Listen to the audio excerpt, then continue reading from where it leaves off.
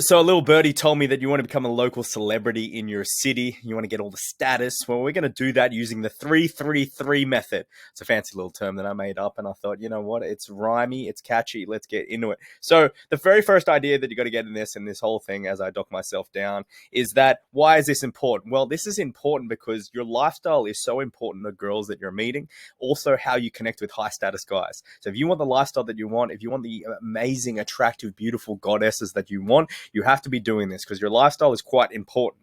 Guys neglect this. They're like, you know what? It doesn't even matter. Doesn't matter. And I'm like, it does matter. So let's get into it. This is why we're going to teach you how to become a local celebrity using the 333 method. So the very first thing that we have to do is you have to work out your lifestyle. What is it that you want to achieve? You know, what type of local fame do you want? Do you want this clout? Do you want this status? Obviously, you can get that on social media, but we're going to do this in person. This is in real life, guys. This is getting out of your basement. This is getting out of your office, home office, and getting in the real world. 3 restaurants, 3 cafes, 3 nightclubs. 3 gyms, 3 barbers, 3 bars, 3 workplaces, 3 dance studios, 3 date spots. Now, this doesn't mean that you have to get every single one of these. I want you to pick one of them. I want you to pick 3 restaurants, 3 cafes, 3 nightclubs. I want you to pick 3 gyms, 3 restaurants. You can mix it up. Whatever it is, whatever floats your boat. I don't know. Go pick one. Now, the reason why we're doing this is because when we can lock places down in our city, what that means, lock it down like a chain. When we can lock it down, it means that we can go there over and over again and people recognize us. Think about the mafia movies. Think about Casino. Think about Scarface. They go to these places, they get this special treatment. Imagine you bring a very, very fine young lady on a date to a spot and everybody in that place knows who you are, greets you by name, actually says, no, you can order off the menu. No menu for Sam. No menu at all. You get the special menu. Heck, we're going to make drinks that you don't even, other people can't get. You get these special privileges for a girl that's going to be, wow, oh my God, who's this guy? I don't even know who he is. It's so intriguing, so mysterious that she's very captivated. It's going to help you get second dates. It's also going to help you convert a lot of the girls you meet into semi-relationships or relationships. Heck, you bring a business guy there. Everyone knows him. He's like, yo, I want to do business with this guy. This guy's legit. He's a G. This is why it's quite important. So I want you to choose everything. Choose 3 restaurants you really like. I remember back in the day, I chose this place called Bonita up at Gold Coast. Fantastic spot. It was really, really good Mexican. Had these Pablo Escobar vibes, and I just loved it. I loved being there. I got to know every single person there. I went back over time and time and time again, and I brought people there time and time and time again. So I did that because it was my favorite spot. So I want you to do some research and find 3 of these categories, 3 nightclubs that you like, 3 restaurants you like, 3 cafes you like, so you can incorporate into your life again and again and again. That's stage 1. I want you to do some research on Instagram, do some research in Google, type in, cool restaurants, cool bars, cool nightclubs, you know the jive. Now, the very first thing, that just doesn't make you a celebrity by knowing the right places. Heck, everyone knows the right places to go to. Here is the strategy we're going to teach you. Practice number 1, you got to stir the pot. Stirring the pot. Kind of like when your mum, when you were a kid, and she was like, hey, stir the pasta. This is what we're going to be doing. We're going to be stirring the pot. This gets you remembered. So I'll give you an example. What this means is that I remember there was a pokey place outside my apartment that I used to live in. Guy was named Michael. Found out his name.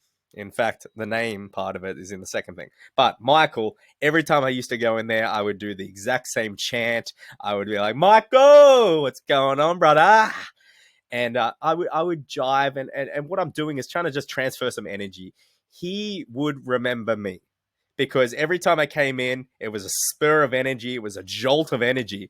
And he'd be like, oh, I like when Sam comes in. Now, what did this get me? It got me special access because every time that I did this, Michael enjoyed my presence more and more and more. And so I've heard of times where people do this at sushi restaurants and they're having fun, whether it's, the teppanyaki, I think it is, where they shoot the eggs. That's kind of like the vibe that you want to create. You want to create this atmosphere everywhere you go. The people you want to bring, you want to joke with the people. You want to have fun with them. You want to give them a bolt of energy because, heck, imagine working in these hospitality places all day, every day. It's super boring. Whether it's a gym, whether it's a nightclub, whether it's a workspace, you want to be able to transfer this good energy on there. This is what gets you remembered. This is the juice. This is the sauce. This is the sweet spot. Okay? Michael used to love me. I could go in there today, and I haven't been there in so long, and Michael, I could do the exact same thing. he would remember me. It's kind of like when you whistle at a dog or you whistle at something and they remember your whistle, they remember you, and all these good emotions come back. This is what I'd do. I'd stir the pot. We would have fun. We would joke around. We would be loud. It gets you remembered. The second thing, once you stir the pot, you want to remember the name. Kind of like the old song that was back in the 2000s, kind of reminiscing how getting older I am. Remember the Name by Fort Minor, I think it was called. But the sweetest sound to anyone, Dale Carnegie said, the sweetest sound to anyone is their name. So you want to remember their name at all costs. Now, I'm going to put something right here to show you exactly what it is. Every time you meet someone, you want to be writing down their name. You want to be remembering, okay, what did they look like? What was their name? What's the distinguishing feature about them? What did we talk about? So I can do recall humor, callback humor. These things are really important because you're going to be meeting so many people in your city that you think you're going to remember. I remember. I'm like, yeah, don't worry about this. I got their name. Freaking 2 hours later, I'm like, oh God, what's their name? Bloody hell, what's their name? When you write it down, that never happens. So as you can see here, there's lots and lots of names. This is what you want to be doing in every city you go to. Cool. Also, sweetest sound to anyone's name causes a bit of law of reciprocity. I'll give an example. If you know someone's name, hey, Jeremy, how are you doing, mate? Jeremy's going, oh, God, what's this guy's name? Bloody hell. All right. Yeah, good. Oh, what's his name? Oh, bugger. I need to know his name. Anyways, he finds out my name. Hey, Jeremy, how you going? Sam, good to see you. He'll definitely remember your name because they feel a little bit in debt to you, the law of reciprocity. When you give them good emotions, they want to give it back to you. When you know their name and they don't know yours, heart attack. They want to know your name. Second thing is rise the ranks of names. This is in the places where you're going to. Now, I've given an example of a restaurant. You can use your brain and put it into other examples like a date spot, work studio, dance studio, whatever it is, a nightclub, bar, gyms, example. Okay, here, waiter to head waiter to manager to general manager to chef to owner. Now, you're not going to know, okay, I want to know the owners of these restaurants. Yep. It's like me saying, I want to know Jeff Bezos. Come on, Jeffy. No. I have to rise the ranks. So you don't aim for the top of the top, you work your way up. Waiter, you get the waiter's name. The head waiter, get the head waiter's name. The manager, get the manager's name. Now, there's a really, really good strategy. You can say this one line. Hey, I'm sorry, I forgot your name. Last time I came in, I was so eager to get it. I completely forgot it. That's the way you can say it. Another way you could say it is like, oh, I'm so sorry. What was your name again? I totally forgot. You be candid, honest. There's an idea about being candid people love. Be like, I'm sorry, I never quite got your name last time. What was your name again? The greatest way. And then for chefs and managers and owners, is the chef in tonight? I personally love to thank him for dinner. I found it spectacular. Is the manager in? Is the general manager in? Is the owner in tonight? I'd personally like to thank him. I love the spot here. I've come from a lot of places. Any of those, you do the fugazi, put a little spin on it when you're talking to the waiter. And they'll be able to introduce you. Again, the manager's going around. He's not doing that much. Maybe they're doing a lot. But again, if you can give a nice, sincere compliment and you can, when you say something like, oh, the food was fantastic. I absolutely love the environment. And what I like to do in this, I like to pick out little different things. So, what's interesting is I find the decor. I don't know where you found these particular items, but I know they would have been hard to find, hard to source. So don't feel as if they don't go unnoticed. They're spectacular. Or I love the lighting. The lighting's amazing. It's the best to shoot Instagram content.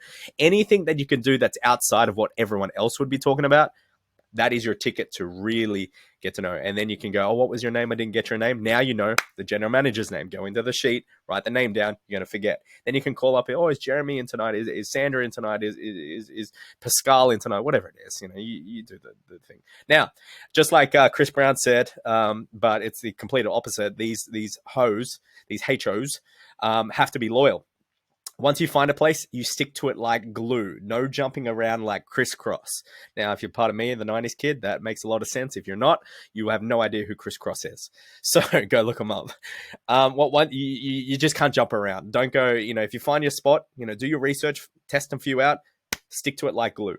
Now, the reason why you want to be loyal to these spots, because these people reward loyalty. When you're bringing other people to these spots over and over and over again, they're getting to know your name. And this is why no one knows your name. No one knows who you are. You're not a local celebrity in your city. No one cares because you're all over the place. You want to go back over and over and over and over and over and over and over and over and over. Whether it's a cafe spot, you get the same order. This is how people can rock up and their order is already there because they know they come back. They're loyal. Loyalty is rewarded within the hospitality industry, with the nightclub industry. always go back. So be loyal, stick to it, find a place, stick to it like glue. Whether it's a nightclub, you go to a nightclub, you know every person in that nightclub. That's the spot you go to. Don't be jumping around.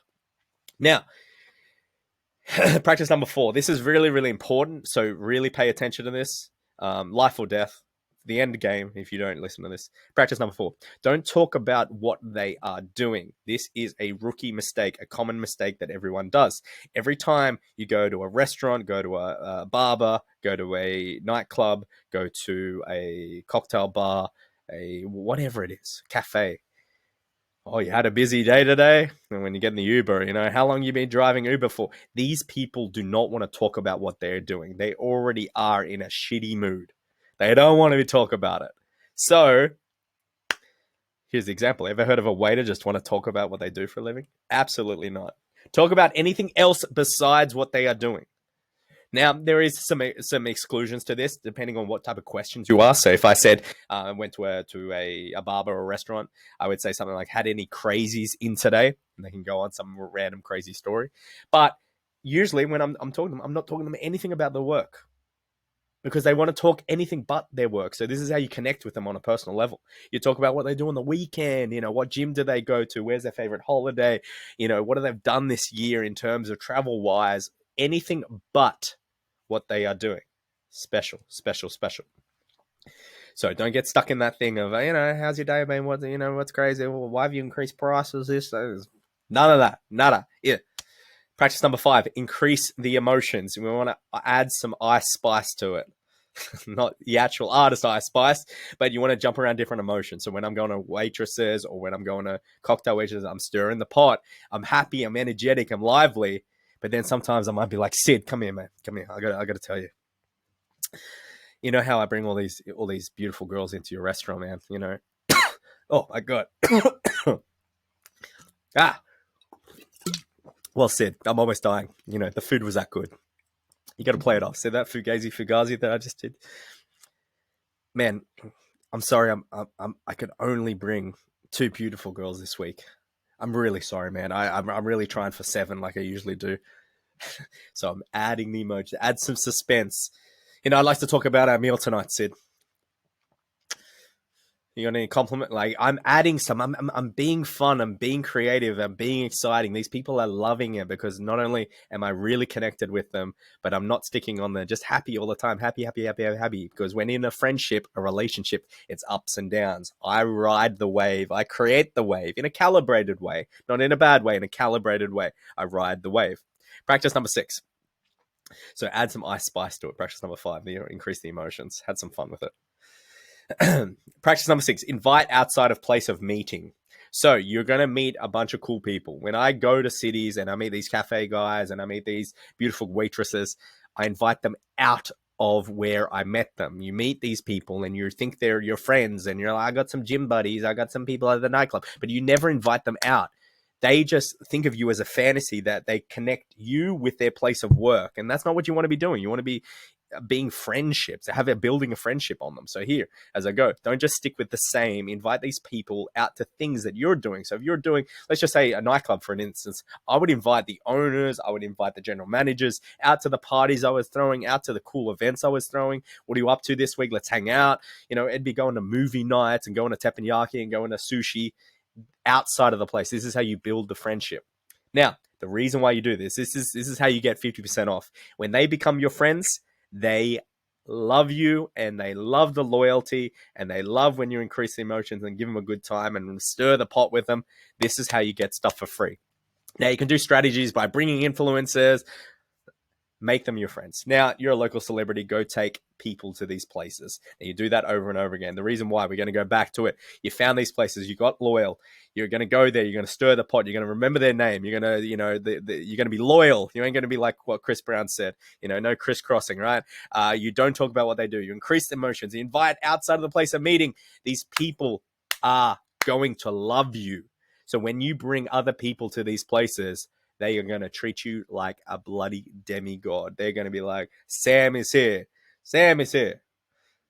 They're going to really, really treat you like royalty. This is how you become a local celebrity in your city using the 3-3-3 method. So find Whether it is, recap, find 3 restaurants, find 3 cafes, nightclubs, gyms, barbers, bars, workspaces, dance studios, whatever it is, find the spots that you like to go. You go there often, you stir the pot, you create emotions, you don't talk about what they're doing. You do this over and over and over again. You are a celebrity. You bring people, you bring your girls on your dates to the restaurant, you bring the girls to the nightclubs, you bring your buddies who you might want to do business or other local buddies to these restaurants also. You get treated like royalty. Everyone's looking at you being like, oh, this guy's a celebrity. Bang. That's how you become a local celebrity in your city using the 333 method. Arrivederci.